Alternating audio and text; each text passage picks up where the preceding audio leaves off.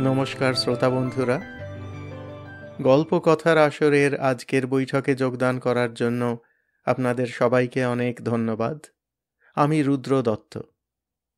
শুনতে থাকুন আশাপূর্ণা দেবীর ছোটদের জন্য লেখা মজার উপন্যাস গজ উকিলের হত্যা রহস্য, আজ দ্বিতীয় পর্ব।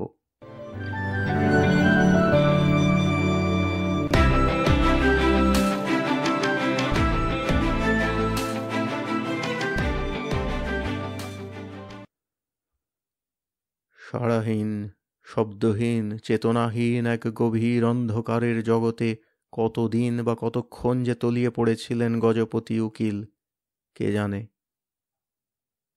সাড় ছিল না, চৈতন্য ছিল না। আস্তে আস্তে যেন অলৌকিক ধরনের একটা চেতনা এলো। টের পেলেন ভীষণ ভয়ঙ্কর, অসম্ভব, অস্বাভাবিক একটা ঠান্ডার মধ্যে পড়ে রয়েছেন তিনি। কেন কেন কেন? কোথায় এই ঠান্ডার রাজ্য? গজপতি কি নদীর জলের তলায় রয়েছেন, নাকি শীতল জলের কুয়োর মধ্যে, অথবা কি ফ্রিজের মধ্যে, না কোনো কোল্ড স্টোরেজে? কিন্তু তাই বা কেন? তিনি কি আলু নাকি মাছ যে কোল্ড স্টোরেজে থাকতে যাবেন? তিনি না গজপতি উকিল। তবে তাঁকে আম কলার মতো ফ্রিজে ঢুকিয়ে রাখা হবে কেন, অথবা কোল্ড স্টোরেজে? অবাক হয়ে ভাবতে থাকেন। হতভম্ব গজপতি কিছুক্ষণ পর্যন্ত ভেবে কুল পান না। কিন্তু গজপতি হচ্ছেন উকিল, শুধু হতভম্ব হয়ে পড়ে থাকবার পাত্র তো আর নন। আর কথাতেই আছে, স্বভাব যায় না মোলে। কাজেই এই অলৌকিক অলৌকিক হাড় হিম হয়ে যাওয়া অবস্থাতেও তিনি জেরা করতে শুরু করলেন। কিন্তু কাকে? কাকে আর নিজেকেই।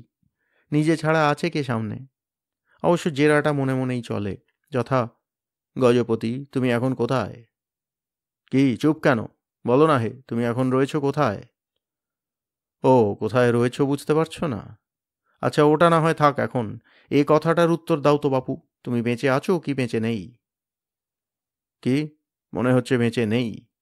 আচ্ছা তাহলে বলো তো শুনি, শেষ কবে পর্যন্ত তুমি বেঁচে ছিলে? মনে পড়ছে না? ভাবো ভাবো, স্মৃতিশক্তির উপর হাতুড়ি মেরে মেরে মনে পড়াতে চেষ্টা করো। চেষ্টা করছো? মনে পড়ছে হঠাৎ একটা বেকায়দায় অবস্থায় পড়ে গিয়েই তোমার এই পঞ্চত্ব প্রাপ্তি। নইলে তার আগে পর্যন্ত ঠিক ছিলে। দাবা খেলছিলে গুপি মোক্তারের সঙ্গে। পিসির ধমক খেয়ে গুপি মোক্তার সুর শুরু করে চলে যাবার পর কি করলে তুমি? আস্তে আস্তে মনে পড়ছে কেমন। চলে যাবার পর তুমি তোমার সেই থাক থাক নোটের গোছা গোছাতে বসলে। তারপর আলমারি খুলে তোমার মক্কেলের নথিপত্র গোছালে। একটা দরকারি কাগজ খুঁজে পাচ্ছিলে না বলে অনেক হাঁটকালে।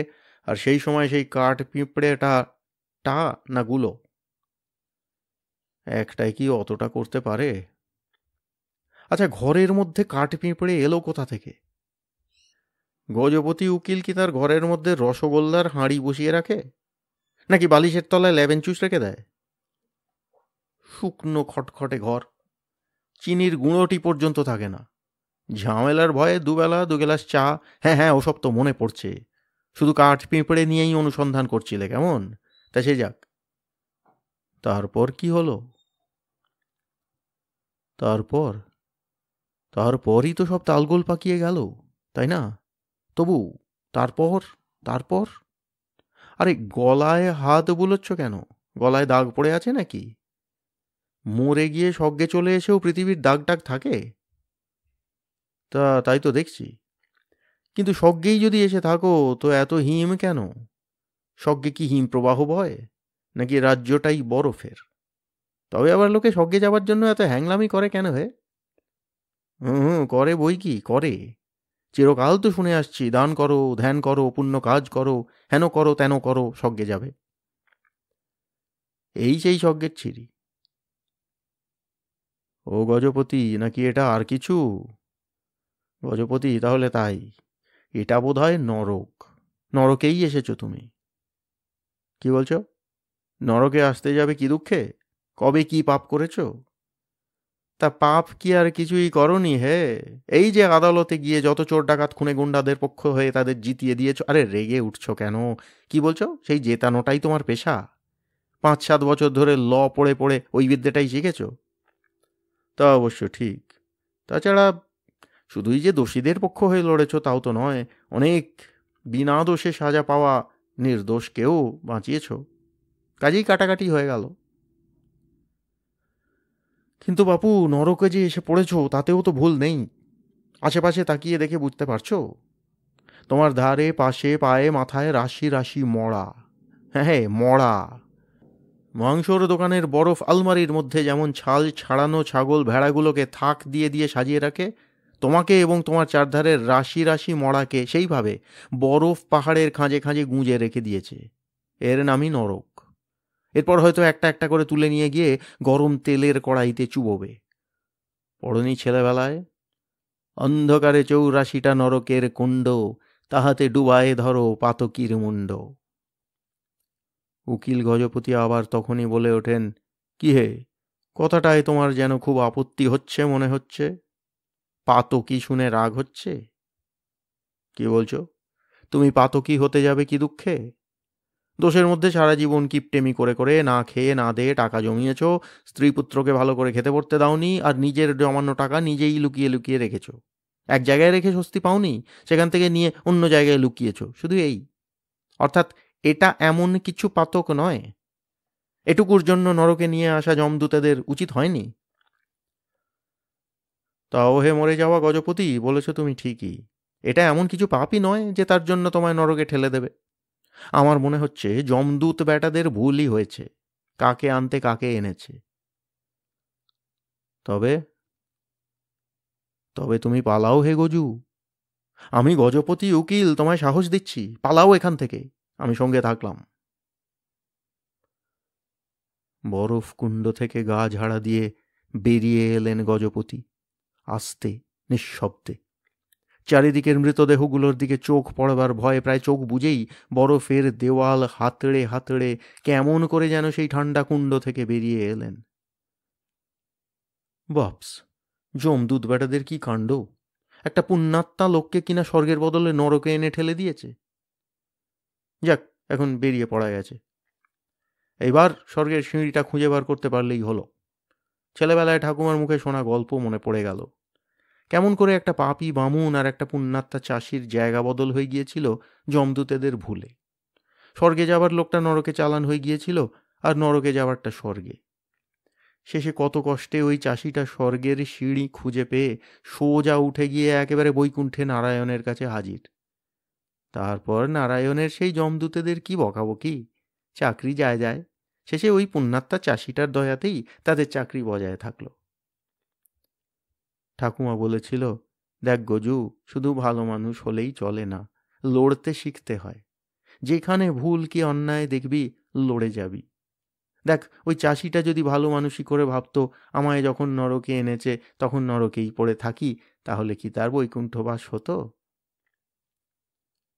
আর সেই পাপী বামুনটা, সে তো স্বর্গে আসা মাত্রই ধরা পড়ে গেছে, তাকে সোজা নরকে পাঠিয়ে দেওয়া হয়েছে। গজপতি উকিল এখন ঠাকুমার উপদেশ মনে রেখে স্বর্গের সিঁড়ি খুঁজতে চেষ্টা করতে লাগলেন। ক্রমশ শীতের অনুভূতিটা কমতে থাকে। নরক কুণ্ডের ভিতরটায় তবু কেমন যেন একটা হালকা হালকা ছায়া ছায়া আলো ছিল, কিন্তু ওর থেকে বেরিয়ে এসে যেখানে পড়লেন গজপতি, সেখানটা ঘোর অন্ধকার। তার মানে এখানে এখন রাত্রির, তা পলায়ন দেবার পক্ষে সুবিধের সময়। তবু অন্ধকারে চোখ ঠিকরে ঠিকরে যেতে যেতে গজপতির মনে হলো যেন লম্বা একটা করিডরের মতো জায়গায় এসে পড়েছেন তিনি। তার দুপাশে টানা দেওয়াল, সেখানে মাঝে মাঝে এক একটা প্রহরী দেওয়ালে পিঠ দিয়ে বসে ঢুলছে। কে জানে এরাই নরকের প্রহরী কিনা। নিঃশব্দে হাঁটতে হাঁটতে সেই করিডরটা শেষ হতেই সত্যিই একটা সিঁড়ি দেখতে পেলেন গজপতি। কিন্তু এটা তো ওঠবার নয়, নামবার। ওঠবার সিঁড়িটা কোথায়? দেখা যাক সেটা কোন দিকে। গজপতি ঠিক করলেন স্বর্গে উঠে গিয়ে উপর থেকে একবার অবলোকন করবেন দেশের বাড়িতে তাঁর স্ত্রী পুত্র মেয়ে জামাই ভাই ভাজ এরা সব কে কিভাবে দিন কাটাচ্ছে। গজপতির খবরটা কি তারা পেয়েছে? পেলে কোন খবর পেয়েছে? নাকি আদৌ কোনো খবর পায়নি? কোথা থেকে পাবে? কে আমার দেশের বাড়ির ঠিকানা জানে? ভেবেও গজপতি হিসেব করলেন, খবর নিশ্চয়ই পেয়েছে। কথাতেই আছে, মন্দ খবর বাতাসের আগায় ছোটে। যাক, দেখি তো গিয়ে। যদি দেখি আমার অভাবে ওরা খুব কাতর, তাহলে ওদের কাছে যে করেই হোক আমার লুকোনো টাকা কড়ির সন্ধানটা পৌঁছে দেব। দৈববাণী তো হয়, অপদৈব বাণী বা হবে না কেন? স্বর্গ থেকেই বাণী পাঠাবো, নয়তো নিজে একবার নেমে এসেও বলতে পারি। শুনেছি তো মৃত্যুর পর ভৌতিক দেহটা যথেচ্ছ বিচরণ করতে পারে। আর আর আর যদি দেখি আমার জন্য কারুর কিছু এসে যায়নি, খাচ্ছে দাচ্ছে হাসছে ঘুমোচ্ছে, তাহলে সব টাকা করি কোনো সাধুর কাছে অশরীরভাবে গিয়েও পৌঁছে দেব। ভাবার পর আবার সিঁড়ির জন্য হাতড়াতে লাগলেন গজপতি, অথবা তাঁর আত্মা। স্বর্গে উঠে গিয়েই তাঁর বড় গ্রামের বাড়ির দিকে তাকাবেন। ঠিকানাটা একবার মনে মনে আউড়ে নিলেন। গ্রাম বড়, পোস্ট অফিস বড়, জেলা বর্ধমান। গজপতি সিঁড়ির ধাপে পা দিলেন। কিন্তু ওঠার সিঁড়ি কোথা? সেই তো নামার সিঁড়ি। স্বর্গে তো আর নেমে যাওয়া যায় না, উঠেই যেতে হয়। গজপতি একটু দাঁড়িয়ে থেকে বুঝলেন তিনি স্রেফ নেমে এসেছেন, আর এসেছেন মর্তে। এইসব রাস্তা তাঁর চেনা। হ্যাঁ, সবই চেনা চেনা। নিঝুম রাত্রিরের রাস্তা বটে, চারিদিকের দোকান পসারও বন্ধ, তবু চিনতে ভুল হয় না। এটা কলকাতা, রাস্তায় রাস্তায় আলো। হঠাৎ চমকে উঠলেন গজপতি। এ কি, কি সর্বনাশ! আরে ছি ছি, এই অবস্থায় রাস্তায় বেরিয়ে পড়েছেন তিনি? এরকম হবার মানেটা ভাবতে বসার আগে গজপতি দিশেহারা হয়ে চারিদিকে তাকালেন। কোথায় কি? গজপতি পাগলের মতন বড় রাস্তা থেকে পালিয়ে একটা গলির মধ্যে ঢুকে পড়লেন, আর সেখানেই পেলেন মুশকিল আসানের উপায়। একটা একতলা বাড়ির ছাদ থেকে একখানা ধুতি ঝুলছে। বোধহয় ঠাকুর চাকর কারো ধুতি, শুকোতে দিয়েছিল, রাত্রে তুলতে ভুলে গেছে। গজপতি মনে মনে বললেন, কে বলে ভগবান নেই? আছেন, আছেন, দারুণভাবে আছেন। শুধু মানুষের জন্যই নয়, আছেন মরে ভূত হয়ে যাওয়াদের জন্যেও। তা নইলে এমন সুবিধে হয়? ধুতির ঝুলন্ত কোণটা ধরে এক হ্যাঁচকা টান মারলেন গজপতি।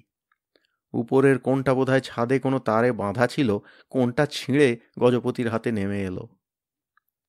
হোক কোন ছেঁড়া, হোক ময়লা চিরকুট্টি, গজপতি এখন একখানা গামছা পেলেও বসতে যেতেন, আর এ তো জলজান্ত একখানা ধুতি। ধুতিটাকে বাগিয়ে পরে নিয়ে গজপতি এখন মানেটা বুঝতে চেষ্টা করলেন। বোঝা গেছে, মরার পর তো তাকে চিতায় তুলেছিল, সেই সময় কাপড় জামা সব ভস্মসাৎ হয়ে গিয়েছে। ভাগ্যিস এখন রাত্রির, দিনের বেলা হলে কি সাংঘাতিক অবস্থা হতো। কিন্তু আমায় কি কেউ দেখতে পাবে? গজপতি ভাবলেন, এখন তো আমি ভূত হয়ে গেছি, ভূতদের কি দেখতে পাওয়া যায়? ঠিক বুঝতে পারলেন না। দারুণ ঘুম পাচ্ছিল। একটা দোকানের ধারের কাঠের সিঁড়িতে ঘাড় গুঁজে বসে পড়লেন। ঘুম ভাঙল হঠাৎ একটা হট হট শব্দে। দোকানটা যে খুলতে এসেছে সে তাড়া দিচ্ছে, হট হট।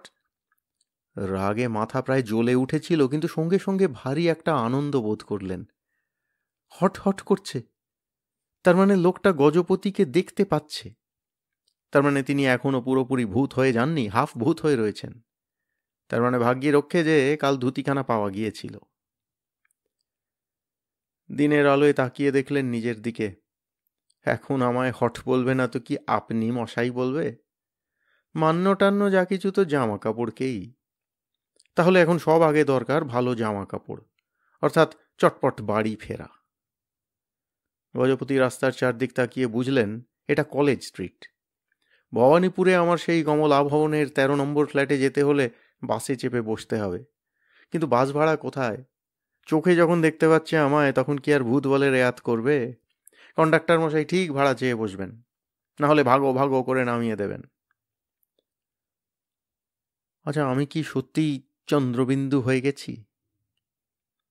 নিজের গায়ে নিজে চিমটি কাটলেন গজপতি খুব জোরে, উহ করে উঠলেন। তাহলে চন্দ্রবিন্দু হয়ে যাবার পর কি সার থাকে? তার মানে আমি সত্যি মরিনি। গজপতি একটা বাড়ির রোয়াকে বসে পড়ে আকাশ পাতাল ভেবে ভেবে সেদিনের সব কথা মনে আনতে চেষ্টা করলেন। মনেও পড়ল, শুধু সেই দিনটি যে কতদিন তা বুঝতে পারলেন না, তবে সেই দিনগুলো যে কোথায় কাটিয়ে এলেন তা অনুমান করতে পারলেন। অনেক দিন আগে জমালয়ে জ্যান্ত মানুষ নামের একটা সিনেমা দেখেছিলেন গজপতি এক বন্ধুর পয়সায়। নিজের পয়সায় সিনেমা দেখবেন এমন পাগল তো নন তিনি। যাই হোক, সেই ছবিটার কথা মনে পড়ল। ভাবলেন, তাঁকে নিয়েও একটা ছবি করা যায়। জমালয়ে ফেরত জ্যান্ত মানুষ। পয়সা হতে পারে তাতে, কিন্তু সে তো পরের কথা। এখন যে ট্যাঁক গড়ের মাঠ। উপায়? উপায় আর কি, হাঁটা মারা ছাড়া। শরীর তো ভেঙে পড়তে চাইছে, খিদে তেষ্টাও কম নয়। তবু হাঁটতেই শুরু করেন গজপতি উকিল। ভিখিরির মতো দেখতে লাগছে বলেই তো আর ভিখিরির মতো ভিক্ষে চাইতে পারেন না। গজপতির হঠাৎ একটু হাসি এলো। আমার টাকায় ছাতা ধরছে, অথচ আমি বাস ভাড়ার কটা পয়সার জন্য 4-5 মাইল রাস্তা হাঁটতে যাচ্ছি। যাক, বাসায় গিয়ে পড়লে সবই পাওয়া যাবে। কিন্তু ফ্ল্যাটের চাবি, সেই 16টা চাবির তোড়া, সেটা কোথায়? বরাবর তো কোমরে ঘুনশির সঙ্গে বাঁধা থাকে, কই সেটা? কোমরে হাত দিতে গিয়ে মনে পড়ল সেও তো ঘুচে গেছে। এখন একমাত্র উপায় ফ্ল্যাট বাড়ির যে কেয়ারটেকার আছে তার কাছ থেকে ডুপ্লিকেট চাবিটা চেয়ে নিয়ে। হাঁটতে হাঁটতেই ভাবছিলেন গজপতি, ভাবতে ভাবতে হঠাৎ থামলেন।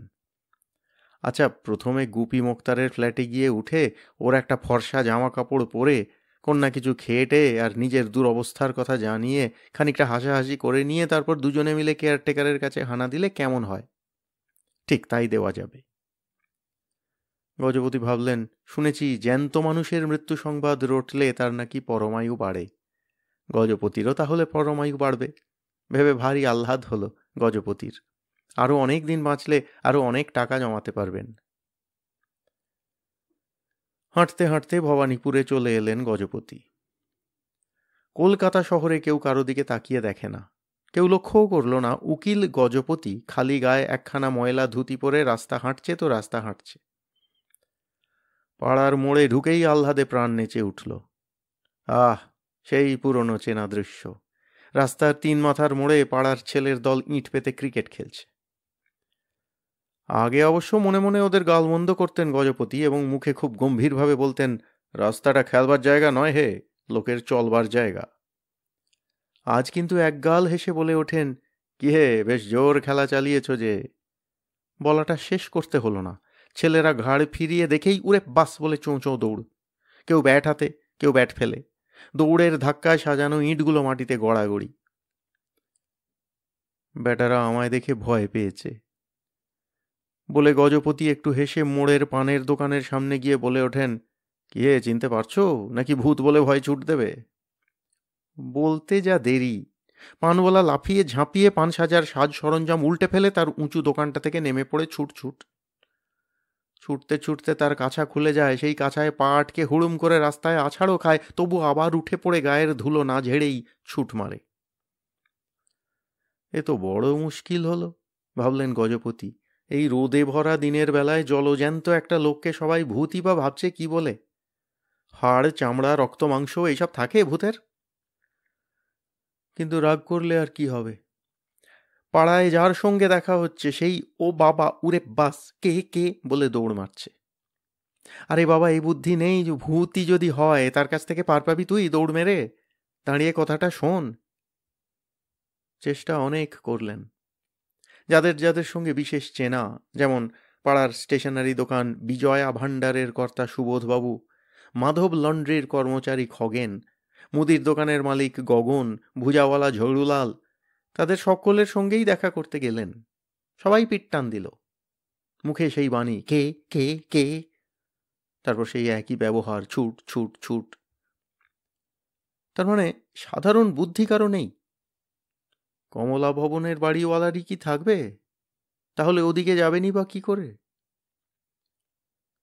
অবশেষে গজপতি ঠিক করলেন যেমন করে হোক দেশের বাড়িতে চলে যাই, নিজের লোকেরা তো আর ভূত বলে চোট মারবে না।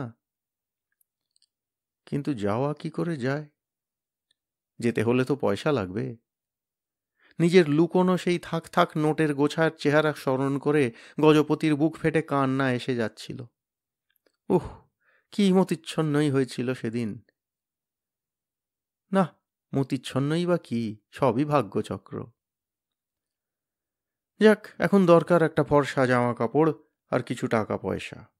অবশ্য টাকা পয়সাটাই আসল, ওটা হলে সবই হবে। শুধু জামা কাপড় কেন, ছাতা জুতো সবই হতে পারে। কিন্তু চুরি আর ভিক্ষে এছাড়া নিঃসম্বল লোকের চট করে টাকা পয়সা হয় কি করে? অথচ ওটা তো করতে পারবেন না, বড় জোর করতে পারেন চালাকি। তা সেটাই করতে হবে। পরদিন সকালে হঠাৎ কালীঘাটে মা কালীর মন্দিরের ধারে চাতালে এক জ্যোতিষীকে বসতে দেখা গেল। পরনে ময়লা ধুতি, কপাল ভর্তি সিঁদুর মাখা, সামনে কয়লা দিয়ে আঁকা রাশিচক্র। গম্ভীরভাবে সেই দাগগুলোর উপর দাগা বুলোচ্ছে আর বিড় বিড় করে কি সব বলছে। ব্যাস, খদ্দেরের অভাব হয় না। মন্দিরে যাওয়া আসার পথে একবার করে বসে পড়ছে অনেকেই। বিশ্বাস থাক না থাক, কৌতূহল। তা জ্যোতিষীটা বোকা নয়। এক একটি প্রশ্নের উত্তরের দাম ৫ নয়া পয়সা। বলুন তো বাবা, আমার সময়টা এখন কেমন যাচ্ছে? উত্তর, খুব খারাপ নয়, একটু গোলমেলে যাচ্ছে। জ্যোতিষী মনে মনে বলেন, সময় খুব খারাপ হলে তুমি কি আর এমন ধোপদুরস্ত সাজ করে রাস্তায় বেরিয়েছ? আর একজনের প্রশ্ন, একটা বিপদে পড়েছি, কি করে উদ্ধার পাবো বলতে পারেন? জ্যোতিষী বলেন, পয়সা কড়ি খরচ করলেই হবে। মনে মনে বলেন, যে বিপদই হোক উদ্ধার হতে পয়সা টাকা লাগবেই। অসুখ বিসুখ, মামলা মকদ্দমা, ভুলভ্রান্তি যা কিছুই সারাতে যাও, টাকা চাই। কথায় কথায় পয়সা আসছে, টাকা পয়সা জমে যায় ঝপাঝপ। এর ওপর আবার স্পেশাল গণনা, মামলা মকদ্দমা। ওর কাছে বিশদ বললেই উনি পরামর্শ দেন। দেবেন না কেন, উকিল মানুষ, ওই কাজই তো করে এসেছেন চিরকাল। এতে লোকে লাইন দিয়ে ভিড় করছে। মামলা মকদ্দমার ফলাফল বলিয়া দেওয়া হয়, স্পেশাল গণনা। স্পেশাল কেসের গণনায় ফি বেশি। কাজেই কিছুদিনের মধ্যেই জামা কাপড়, জুতো, চিরুনি কেনবার এবং শুধু রেল ভাড়ার মতো টাকা কেন, যথেষ্টই টাকা জমে যায়। খাওয়ায় দাওয়ায় তো বেশি খরচা করেননি, কৃপণ মানুষ, করেনও না কখনো। একা একটা ফ্ল্যাট ভাড়া নিয়ে থাকতেন, নেহাত মক্কেলরা আসবে বলে। রাতারাতি হঠাৎ একদিন জ্যোতিষীর পাত্তাড়ি গুটিয়ে বেমালুম হাওয়া। সকালে লোকে এসে অবাক, কয়লার দাগগুলো পড়ে আছে, কপাল ভর্তি সিঁদুর মাখা লোকটির চিহ্ন নেই।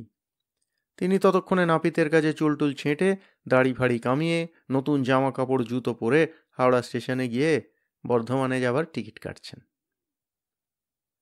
বর্ধমানে নেমে খানিকটা সাইকেল রিকশায় আর খানিকটা হেঁটে তবে বড় গ্রামে পৌঁছতে হয়।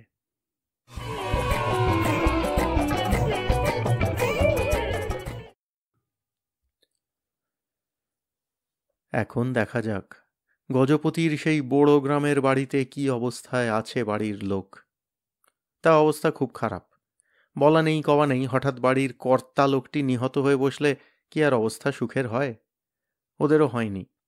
গজপতির অবিকল গজপতি সদৃশ ভাই গণপতি, ছেলে ভবপতি, মেয়ে গন্ধেশ্বরী, জামাই বটুক আর গিন্নি জগদ্দলবাসিনী সবাই মুষড়ে পড়ে আছে। তাছাড়া খবরটা তো পেয়েছিল নেহাতি লোকের মুখে। খবরটা বেরিয়েছিল খবরের কাগজে। তবে গ্রামে তো আর ঘর ঘর খবরের কাগজ আসে না। এই বড় গ্রামে 2 কপি দৈনিক বার্তাবহ আসে। 1 কপি পতিত পাবনী প্রাইমারি স্কুলের হেডমাস্টার মশাইয়ের নামে, আর 1 কপি আসে বড় মুদির দোকানের মালিক নিতাই মণ্ডলের নামে। তা নিতাই মণ্ডল প্রায় আকাশবাণীর মতো কাজ করে, গ্রাম শুদ্ধ লোককে খবর শোনায়। অনেকেরই ঘরে ঘরে অবশ্য ট্রানজিস্টার আছে, তা থেকে অন্য খবর শোনে। কিন্তু ঘটনা ও দুর্ঘটনা, সে খবরের সাপ্লায়ার তো ওই খবরের কাগজ।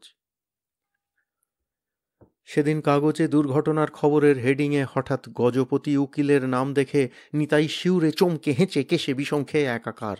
এ কোন গজপতি উকিল? অনেকের সঙ্গে গজপতির ভাই গণপতিও সকালবেলা কেরোসিনের বোতল হাতে করে খবর শুনতে এসেছিল।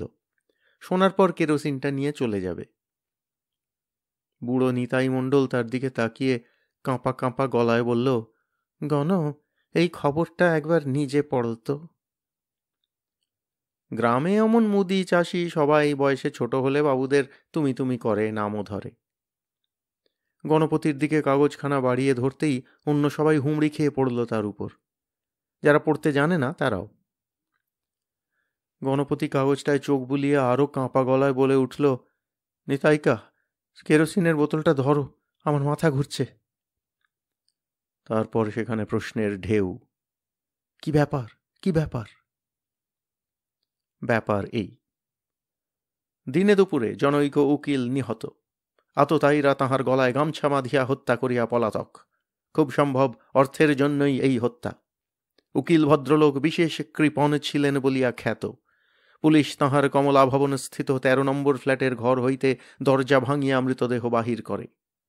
প্রকাশ, তিনি ওই ফ্ল্যাটে একাই থাকিতেন। বিকালবেলা কোনো এক চায়ের দোকানের বয় তাহার জন্য চা লইয়া আসিত, সেদিনও আসিয়াছিল, কিন্তু দরজায় টোকা দেওয়া সত্ত্বেও দোর খোলা না পাইয়া এবং ঘরের মধ্যে গোঁ গোঁ শব্দ শুনিয়া ভয়ে ভয়ে ওই ভবনের কেয়ারটেকারকে জানায়। কেয়ারটেকার পুলিশকে খবর দেয়। পুলিশ দরজা ভাঙিয়া ঘরে ঢুকিয়া দেখে লোহার আলমারি খোলা, বিছানা তছনছ, উকিল গজপতি সাহা মৃতাবস্থায় মাটিতে পড়িয়া আছেন। আলমারিতে টাকা কড়ির চিহ্নমাত্র নাই। গজপতি সাহার পরিবারবর্গ তাহার দেশের বাড়িতে থাকিতেন বলিয়া প্রকাশ। পরিচিত কেহই তাহার দেশের বাড়ির ঠিকানা বলিতে পারে নাই। পুলিশ তাহার মৃতদেহ মর্গে পাঠাইয়া দিয়াছে। এরপর আর সন্দেহের অবকাশ কোথায়? গণপতি কেরোসিনের বোতল ফেলে রেখেই বাড়ি ফিরে যায়। সেখানে তুমুল কান্না ওঠে। পাড়ার লোক ভেঙে পড়ে সাহা বাড়িতে। 3 দিন 3 রাত বাড়িতে রান্না খাওয়া বন্ধ থাকে। থাকবেই তো, এই ঘটনা জানার পর কার আর খেতে ইচ্ছে হয়? কিন্তু ক্রমে আবার অবস্থা শান্ত হয়। শ্রাদ্ধ শান্তি চোখে। বিধবা হয়ে যাওয়া জগদ্দলবাসিনী ছেলেকে বলে, ভব, তুই একবার কলকাতার সেই বাসাটা খোঁজ করে আয় দেখি, যদি কোনো লেখাপত্তর থাকে। ন্যাড়া হওয়া ভবপতি গম্ভীরভাবে বলে, আমি ছেলে মানুষ, আমাকে হয়তো ঢুকতেই দেবে না, কাকা যাক। জগদ্দলবাসিনী রেগে বলে, ঢুকতে দেবে না মানে? মালিক কে? কাকা যাবে না। ও চিরকালের উদোসাদা, হয়তো চোখের সামনের জিনিসও দেখতে পাবে না। তোর বাপের স্বভাব তো জানতিস, নোটের গোছা যেখানে সেখানে লুকিয়ে রাখত। হয়তো খুনেরা সব খুঁজে পায়নি, আছে কোথাও। 25 বছর বয়স হলো তো, ছেলে মানুষ কি? লজ্জা পেয়ে ভবপতি একদিন তোড়জোড় করে কলকাতায় চলে যায়। বাবার ফ্ল্যাটের ঠিকানা খুঁজে খুঁজে বারও করে, কিন্তু টাকা কড়ি কিছু নিয়ে আসে না। নিয়ে আসে শুধু তার অভিযানের রিপোর্টটি। গজপতির ফ্ল্যাটের দরজায় চাবি। কেয়ারটেকার ভবপতিকে হুটআউট করে দিয়েছে। বলেছে, তুমি যে তেনার ছেলে তার প্রমাণ কি? ভবপতি চেঁচামেচি লাগিয়েছিল, তাই শুনে পাশের ঘর থেকে এক জাঁদরেল মহিলা বেরিয়ে এসে ভবপতিকে যাচ্ছে তাই করেছেন। বলেছেন, তুমি যদি বাছা সত্যিই গজ উকিলের ছেলে হও তো বলি, তোমার বাপ নিজে খুন হয়ে আমাকেও খুন করে গেছে। আমার সোনার ছেলে গুপি বন্ধুর শোকে সেই অবধি নিরুদ্দেশ। সে আমার দুধের বালক, জগতের কিছুই জানে না। কোথায় খাচ্ছে কোথায় থাকছে ভগবান জানেন। তুমি বাছা যাও দিকিন। তোমায় দেখে আমার রাগে দুঃখে মাথা জ্বালা করছে। তোমার বাপের টাকা ফাঁকা কিছু পাচ্ছ না, সব চুরি নিয়ে গেছে। এরপর আর ভবপতি ফিরে না এসে কি করবে? জগদ্দলবাসিনী রেগে বলেন, তোকে না পাঠিয়ে আমারই যাওয়া উচিত ছিল দেখছি। দেখতাম সেই গিন্নিটি কেমন। কিন্তু এখন আর কি হবে? 13 নম্বর ফ্ল্যাট চাবি বন্ধ হয়ে পড়েই থাকে, আর গজপতির বাড়ির লোকেরা পড়ে থাকে সেই দেশের বাড়িতেই। এখন যদি কেউ পুলিশকে ধরে প্রমাণ দেখিয়ে বাড়ির ভাড়া মিটিয়ে মালপত্র নিয়ে যায় তো যাক, বাড়িওয়ালার আপত্তি নেই। কিন্তু কী বা মালপত্তর আছে কিপ্টে গজপতির? যত সব টুটা ফুটা বাসন কাপড়। থাকার মধ্যে একটা 1.5 ফুট পুরু গদি। এই একটাই বিলাসিতা ছিল গজপতির, পুরু গদিতে শোয়া। কিন্তু সেও কি আর আসত? মনে হয় না। কে যাবে সেই তুলো ছেঁড়া গদিটা আনতে? আনতে যা খরচ হবে তাতে তো একটা নতুন গদি হয়ে যেতে পারে। কাজেই কেউ যায়নি। শুধু জগদ্দলবাসিনী এক একদিন মনের দুঃখে আকাশ ফাটিয়ে কাঁদে। এমনি একদিন বিকেলবেলা বসে বসে চক্ষু বুজে কাঁদছে। হঠাৎ শুনতে পেল কে যেন বলে উঠল, আর কান্নাকাটি করে কাজ নেই জগদ্দল, আমি এসে গেছি। কে বলল? কোথা থেকে বলল? কার গলা? ভবর বাপের না?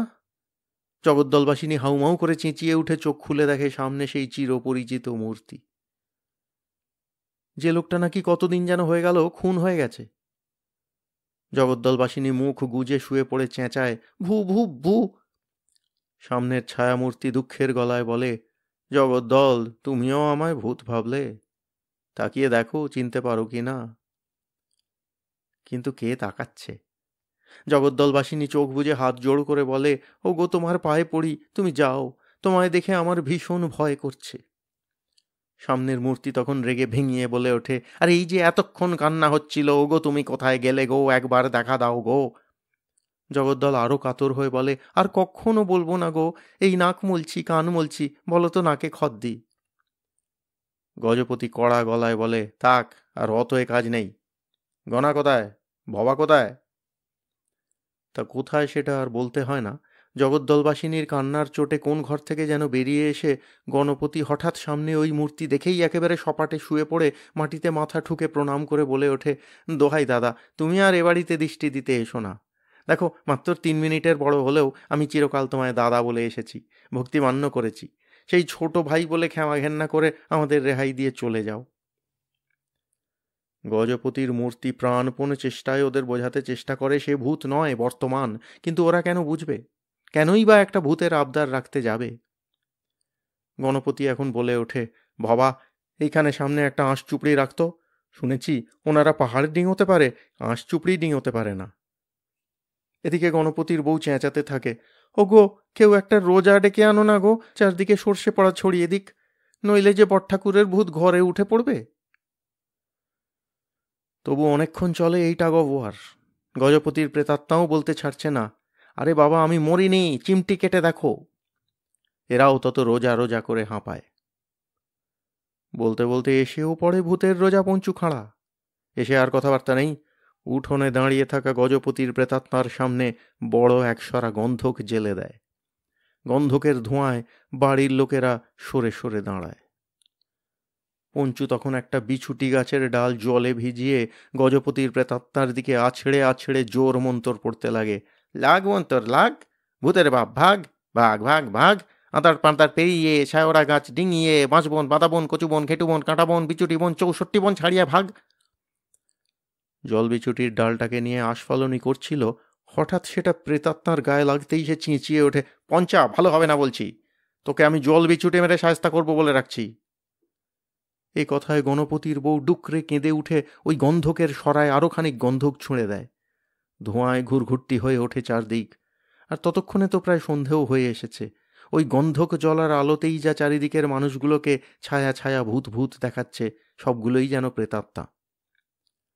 পাড়ার লোক যারা ভূত ঝাড়ানো দেখতে এসেছে তারা নীরবে দাঁড়িয়ে মজা দেখছে, কথা যা বলছে বাড়ির লোক।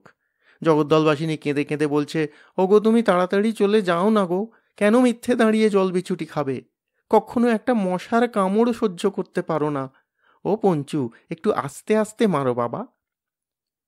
পঞ্চু এখন মহোৎসাহে একটা মশাল জেলে বাড়ির চারিদিকে সর্ষে পড়া দিচ্ছিল। গজপতি গিন্নির কথায় মশালটা নাচিয়ে বলে, আস্তে কি গো মাঠান, ইনি যে নড়তেছে না, অপঘাতের মৃত্যু তো, একেবারে রাম ভূত হয়ে রয়েছেন। সহজ মরার ভূত হলে ওই গন্ধকের ধোঁয়াতেই পগার পার হয়ে যেত। বলেই আবার মশালটা নাচাতে নাচাতে মন্ত্র আওড়ায়, যা যা যা, যেখানে তোর জ্ঞাত কুটুম সেইখানে যা, গোভূত মামধভূত পেঁচোয় পাওয়া যারা তোর কুটুম যারা, তাদের কাছে যা, তাদের সঙ্গে পাঁচ পেতে গন্ধ গোকুল খা। গজপতির প্রেতাত্মা আকাশ ফাটিয়ে বলে, পঞ্চা, বিদে হ বলছি, নইলে তোকে আমি দেখে নেবো, আচ্ছা? পঞ্চু খ্যা খ্যা করে হেসে বলে, তুই আমার কি দেখবি, আমার সব্য শরীরে ভূতবন্ধন, লেহ লেহ লেহ। হঠাৎ একটা ধস্তাধস্তির শব্দ, তারপর ভূত মাটিতে পড়ে যায়। আবার এক গাদা ধোঁয়া করে পঞ্চু, তারপর মাটিতে পড়া ভূতকে লক্ষ্য করে সেই জল বিছুটির ছপটি মারতে থাকে সপাসপ। সঙ্গে সঙ্গে দারুণ আর্তনাদ ওঠে, ওরে পঞ্চারে, কাকে মারছিস? আমি আমি দেখতে পাচ্ছিস না? পঞ্চুর এক হাতে জল বিছুটি আর এক হাতে মশাল, সেই মশালের আলোয় দেখে নিয়ে খেঁকিয়ে বলে, তা তো জানি হে, তুমি তুমি তুমি, তা বিদে হও। ধোঁয়ায় চক্ষু অন্ধকার, তবু জোর করে আশপাশের ভিড় ঠেলে উঠোন থেকে দালানে উঠে এসে গজপতির যমজ ভাই গণপতি চেঁচিয়ে বলে ওঠে, যে বিদেয় হবার হয়েছে রে পঞ্চা, আমায় ঠেলে উঠোনে ফেলে দিয়ে দাদার ভূত ভেগেছে, আর তুই আমাকে, ওরে বাবা জল আন চোখে দি, চোখ জ্বলে গেল, বেটা পঞ্চা পাজি লক্ষ্মী ছাড়া মোক্ষম মারটা কিনা আমায় মারলি। ভূত বিদায় হয়েছে শুনে এখন সবাই এগিয়ে আসে। ততক্ষণে হ্যারিকেন জলে, কুপি জলে, পাড়ার কেউ কেউ পকেট থেকে টর্চ বার করে জ্বালে। দেখা যায় বেচারা গণপতির সারা গায়ে দাগড়া দাগড়া, চোখ লাল টকটকে। গণপতি ডুকরে ডুকরে বলে, 3 মিনিটের বড় দাদাকেও আমি দাদা বলে মান্য করে এসেছি চিরকাল, এই তার পুরস্কার। জলবিচুটির মুখে আমায় ঠেলে ফেলে দিয়ে নিজে শটকান দিল। এখন মজা দেখা লোকেরা আর কিছু দেখবার নেই দেখে হতাশ হয়ে যে যার আস্তানায় ফিরে গেল। আর তারপর ভেবেচিন্তে ভবপতি বলে উঠল, আচ্ছা কাকা, যে হাতটা তোমায় ঠেলে ফেলে দিল, সে হাতে হাড় মাংস ছিল? হাড় মাংস? গণপতি চমকে বলে, তা তো ছিল, ছিল বলে ছিল, সাঁড়াশির মতন আঙুলে আমার কাঁধটা একেবারে খিমচে ধরে। তবে ওনাদের কি হাড় মাংস থাকে? গণপতি অন্যমনা গলায় বলে, তা তো থাকে না শুনেছি। জগদ্দলবাসিনী বলে ওঠে, তবে কি ও সত্যি মরেনি? শুনে গণপতি জোর গলায় বলে, তাও কখনো হয়? কাগজে লিখেছিল না, পুলিশ মৃতদেহ মর্গে পাঠাইয়া দিয়াছে। আসলে ওনারা ইচ্ছে করলে দেহ ধারণ করতে পারেন, তাই করেছে আর কি দাদা। রোজার ব্যাপারে আর বাড়ির লোকের ব্যবহারে রাগে জ্বলে পুড়ে উঠোনে নিজের জায়গায় যমজ ভাই গণপতিকে ঠেলে ফেলে দিয়ে জ্বলতে জ্বলতেই উঠোনের পিছনের বাগান দিয়ে বেরিয়ে এলেন গজপতি। কি অসহ্য! নিজের বাড়ির লোক ও মরা লোককে ফিরে আসতে দেখে আহ্লাদের দুবাহু তুলে নাচার বদলে স্রেফ ভূত বলে রোজা দিয়ে জল বিছুটি লাগাতে এলো, সর্ষে পড়া দিল, গন্ধকের ধোঁয়ায় চোখের 12টা বাজিয়ে দিল। জগদ্দলবাসিনী না হয় বোকা শোকা, ভবা না হয় ছেলে মানুষ, কিন্তু গনা, আমার 3 মিনিটের ছোট ভাই গণপতি, তা আরও বুদ্ধি হরে গেল। এমনিতে তো ধুরন্ধর, আর এর বেলায় হুঁশ হলো না ভূতের গায়ে হাড় মাংস থাকে না? খেয়াল হলো না ভূত অমন দাঁড়িয়ে দাঁড়িয়ে তর্কাতর্কি করে না? ন্যাকাচণ্ডী নাকি? আচ্ছা, আমিও দেখাচ্ছি। ভূত বলেই যখন ধরেছ আর মন্তর ঝেড়ে মেরে তাড়িয়েছ, তখন ভূত উড়ে উৎপাত করেই তোমাদের জীবন মহানিশা করে ছাড়ছি। আর ওই বেটা পঞ্চা ঠক জোচ্চোর ভাঁওতাবাজ পাজি ছুঁচো ইঁদুর আরশোলা মশামাছি ছাড়পোকা কাঠ পিঁপড়ে, তুই যদি সত্যি রোজা হতিস ভূত কি মানুষ বুঝতে পারতিস না? তার মানে সত্যি রোজা নয়, লোক ঠকিয়ে বেড়ায়। ওকে আমি শুধু জলবিচ্ছুটি নয়, জলবিচ্ছুটির সঙ্গে আঝাড়া বাঁশের গোড়া দিয়ে পেটাবো। আবার কিনা মন্তর পড়া হচ্ছে? রোশো, তোমার হয়েছে কি? অনেক বাকি আছে। গটগট করে চলতে চলতে একটু থমকে দাঁড়ালেন গজপতি। সামনের ওই মাঠটায় ওটা কি জন্তু? ছায়া ছায়া জ্যোৎস্না উঠেছে, বোধহয় চতুর্থীর কি ষষ্ঠীর চাঁদের। তাতেই আবছা দেখা যাচ্ছে মাঠে কেমন যেন একটা বৃহৎ জানোয়ার নড়ানড়ি করছে, গড়াগড়ি খাচ্ছে। কি ও বুনো মানুষ? সার্কাস পার্টি থেকে পালানো হাতি? ওর কি কোনো অসুখ করেছে তাই মাটিতে পড়ে ছটফট করছে? কাছে যেতে ভয় করছে অথচ কৌতূহল প্রবল। যদি সার্কাস পালানো হাতি হয় খবর দিতে পারলে বাহাদুরি, আর যদি মোষও হয় মাটিতে পড়ে কাতরাচ্ছে যখন, তখন কি আর লাফিয়ে উঠে শিং দিয়ে পেট চিরে দিতে আসবে? গুটি গুটি এগিয়ে গেলেন, কেমন একটা বু বু শব্দ শুনতে পেলেন। তারপর অবাক হয়ে দেখলেন 3-3টে মানুষ পরস্পরকে আঁকড়ে ধরে বু বু করছে, কেউ কাউকে ছাড়ছে না। কে এই 3জন? তা দুজনের হিসেব গজপতির জানা না হলেও আমাদের জানা, ট্যাপা আর মদনা। সেই বড় সড়ো দোতলা বাড়িটায় খাওয়া জুটবে কিনা সন্ধান করতে গিয়ে দোতলার জানলায় একটি মুখ দেখে ভু ভু করতে করতে ঊর্ধ্বশ্বাসে ছুটে আসতে আসতে আর একজন তেমনি জোরে ছুটে আসা লোকের সঙ্গে ধাক্কা খেয়ে তালগোল পাকিয়ে পড়ে গিয়েছে। যে আসছিল তার মুখেও ওই একই শব্দ, ভু ভু। ভয়ে কেউ কাউকে ছাড়ছে না, আঁকড়ে ধরে বসে আছে, অথচ আবার ছাড়াবার জন্যও লড়ালড়ি করছে, তাই এই গড়াগড়ি কাণ্ড। কিন্তু এই আর একজনটি কে? আবার কে? আমাদের গুপি মোক্তার, যাঁর জন্য ট্যাপা আর মদনা এত দুঃখ বরণ করে মরছে।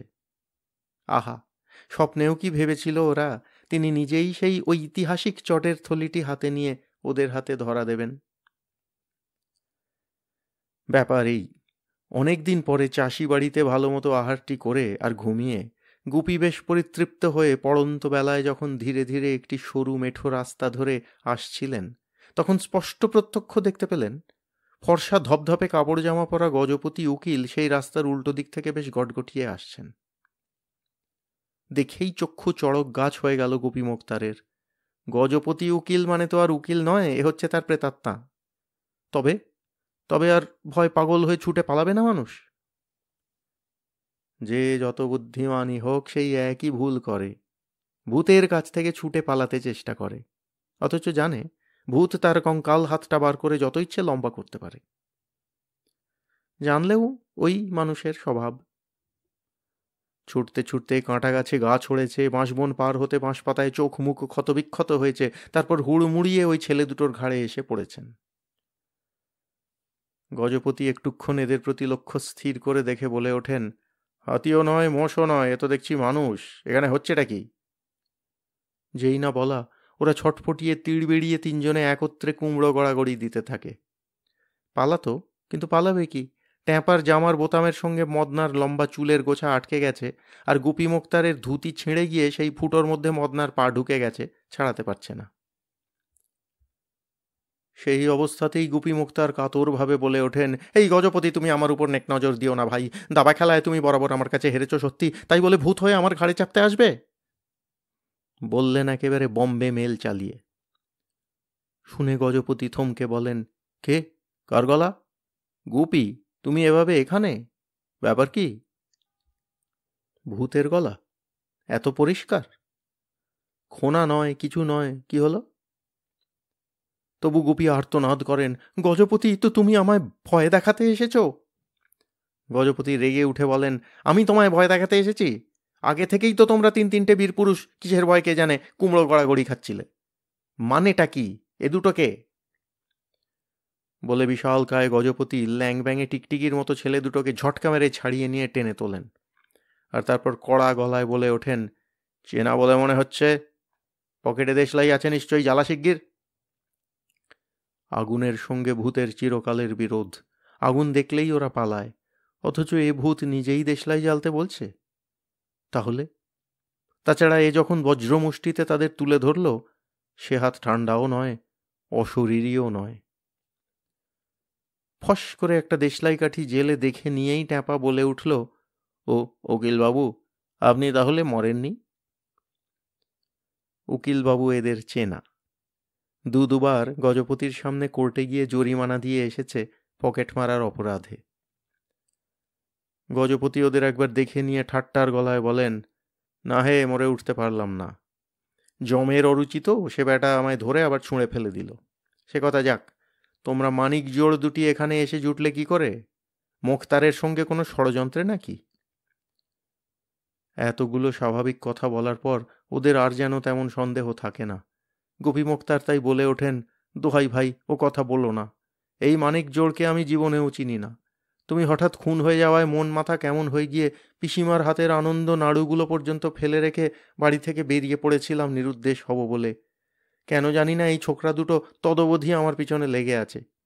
তবে এখান পর্যন্ত ধাওয়া করেছে তা জানতাম না। আমি হতভাগা না খেয়ে না দিয়ে ঘুরে ঘুরে মরছি, তার সঙ্গে ওরাও যে কেন? পিসির চর নাকি হে?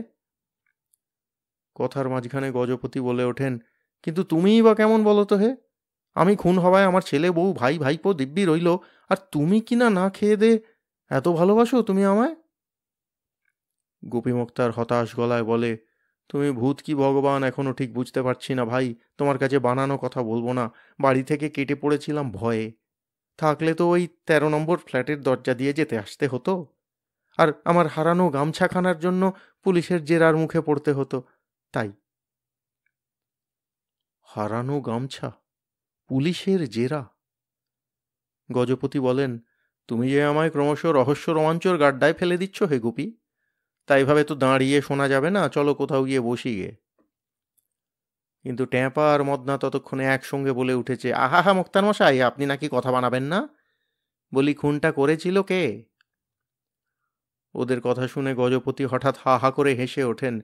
খুনটা তো কেউই করেনি রে বেটা, জলজান্ত বেঁচেই যখন রয়েছি। আরও হাসতে থাকেন, হা হা হা। যেমন বিশাল চেহারা গজপতির, হাসিও তেমনি বিশাল। খোলা মাঠে রাত্রিরের আকাশের নিচে ভৌতিক হাসি বলেই মনে হয়। আবার গায়ে কাঁটা দিয়ে ওঠে এদের। অনেক দূর থেকে সে হাসি শুনতে পাওয়া যায়, সাহাবাড়িতে গিয়েও পৌঁছয়। বাড়ি শুদ্ধ সবাই চিৎকার করে রাম নাম জপ করতে থাকে, আর জগদ্দলবাসিনী চমকে চমকে বলে, বাবা তুই কালই গয়ায় গিয়ে পিণ্ডি দিয়ে আয়। একটু পরে মদনা গুজগুজ করে বলে, তা সে না হয় আপনি মরণ নেই বলে বেঁচে গেছেন, হাসপাতালের ডাক্তাররা হয়তো বাঁচিয়েছে, কিন্তু মোক্তার মশাই বলুন, ওনার ওই চটের থলিটিতে কি আছে? চটের থলিটিতে কি আছে? গুপি মোক্তার রেগে আগুন হয়ে বলেন, ওহ, এর লোভে তোরা আমার সঙ্গ নিয়েছিলি বুঝি? ভেবেছিস আমি উকিলবাবুকে মেরে তাঁর টাকা পড়ি নিয়ে শটকান দিয়েছি কেমন? নে নে দেখ কি আছে। রাগ করে থলিটা উপুড় করে ঝাড়েন গুপি। ট্যাপারা ফ্যাল ফ্যাল করে তাকিয়ে দেখে একখানা ধুতি, একটা জামা, একটা লুঙ্গি, একটা খুদে চিরুনি, একটা টুথব্রাশ, এক টুকরো কাপড় কাচা সাবান, একটা ছোট্ট শিশিতে একটু সর্ষের তেল, আর কিছু খুচরো পয়সা। ব্যাস, খতম। চিরুনি আর তেলের শিশি সঙ্গে নিয়ে বেরোননি গুপি, পরে সংগ্রহ করেছেন। জিনিস দেখে ট্যাপা কোম্পানি লজ্জায় লাল। এর জন্য তারা দুটো ছেলে ঘর বাড়ি ছেড়ে ওই বুড়োর পিছনে ছায়ার মতো ঘুরে মরছে। মাথা হেঁট করে বসে থাকে ওরা। তারপর আবার একটা পোড়ো বাড়ির মধ্যে ঢুকে পড়ে চারজনে মিলে বেশ আসর জমিয়ে বসে। নিজের নিজের বুদ্ধির দোষে কে কেমন দুর্গতি ভোগ করেছে তার কাহিনীর অবতারণায় মাঝে মাঝেই খুব হাসির শব্দ ওঠে, তবে বিশালকায় গজপতির বিশাল হাসিটা যেন আকাশে ওঠে। হয়তোবা ইচ্ছে করেই মজা দেখতে এত জোরে হাসিটা ছাড়েন তিনি। তা ওর মজা আর এক জায়গায় সাজা। আমবাগান, কাঁঠাল বাগান, বাঁশ বাগান সব পেরিয়ে এসে হাসি পাড়ার অনেক বাড়িতে গিয়েই পৌঁছয়। সন্ধেবেলা ওদের রোজা ডাকার ব্যাপার পাড়ার কারও তো আর জানতে বাকি থাকেনি। সকলেই এখন রাত গভীরে এই আকাশ ফাটানো হা হা হা হাসির শব্দে নিঃসন্দেহ হয় এ হাসি স্রেফ ভৌতিক হাসি। যে যার মাথার বালিশের তলায় রাম নাম লেখা কাগজ রাখে, বাচ্চাদের মাথার কাছে মা দুর্গার পুজোর ফুল রাখে, ঘুম আসতেই চায় না।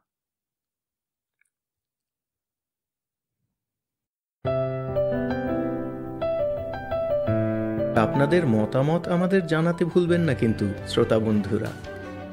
আমাদের ওয়েবসাইট golpokothar.asor.org, GOLPOKOTHARASOR.org।